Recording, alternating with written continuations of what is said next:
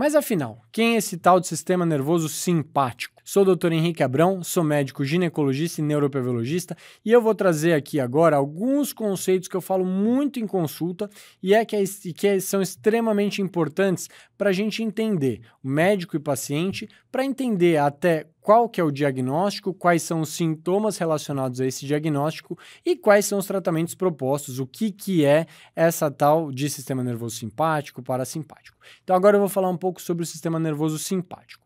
O sistema nervoso, ele pode ser dividido de uma certa forma em sistema nervoso autônomo e sistema nervoso somático. O sistema nervoso autônomo, grosseiramente falando, é aquilo que funciona de uma forma autônoma, que funciona sem a gente pensar. Então, o intestino, eu não penso que eu tenho que digerir uma comida, eu não penso que eu tenho que fazer o intestino contrair. Ele contrai por si só. É um grande exemplo do sistema nervoso autônomo.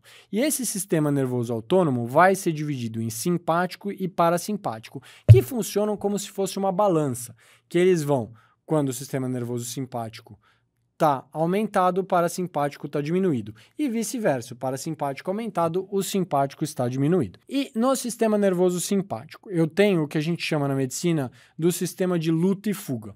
Então, uma expressão forte, uma hiperexpressão do sistema nervoso simpático é o sistema de luta e fuga. Quando eu tenho, por exemplo, no momento que eu tenho que fugir de um assalto, um exemplo. Nesse momento, eu não quero me preocupar em precisar ir no banheiro, eu não quero me preocupar em fechar meus esfíncteres. Então, o sistema nervoso simpático, ele vai basicamente controlar a continência urinária e fecal, ele vai controlar a vasoconstrição periférica, então ele vai contrair tudo que é vaso periférico e concentrar o sangue nos órgãos prioritários. Então a mão vai ficar gelada, a mão vai ficar com um pouquinho até de suor nessas mãos, a pupila vai ficar dilatada, eu vou ter várias expressões no meu corpo que me mostram que eu estou com o sistema nervoso simpático hiperativado. E onde que isso é importante e onde que isso afeta a minha vida? Isso é muito mais comum do que a gente pensa. Por exemplo, uma paciente com endometriose.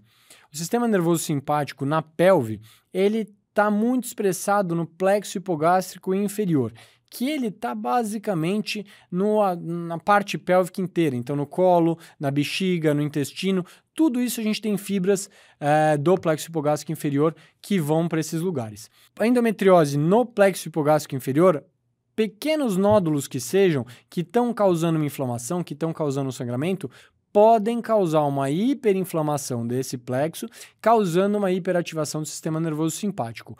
E isso daí vai causar, por causa da endometriose não no sistema de luta e fuga, uma dificuldade para urinar, uma dificuldade para evacuar. Ele, para a bexiga, vai me controlar a sensação da bexiga. Então, uma paciente que tem endometriose pode ter uma sensação de que precisa ir urinar o tempo todo. E aí chega para urinar, não tem muito. Não sai muito xixi.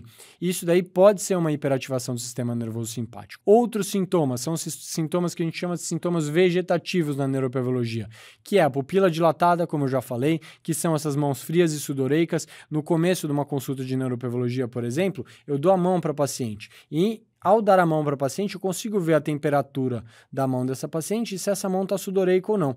Eu consigo olhar o sistema nervoso simpático dessa paciente olhando no fundo do olho dessa paciente. O professor Possover adora falar isso e é uma coisa que é realmente verdade.